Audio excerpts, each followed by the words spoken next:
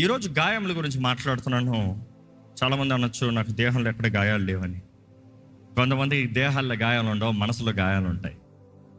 Emotional wounds.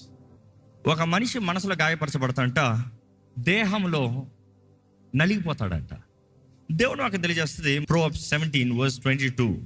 సంతోషము గల మనస్సు ఆరోగ్య కారణము. సంతోషకరమైన మనస్సు ఆరోగ్యానికి కారణము. నలిగిన మనస్సు ఎముకలను ఎండిపోజేయును. ఎముకలను ఎండిపోవజేయును. సంతోషకరమైన మనస్సు ఏం చేస్తుందంట?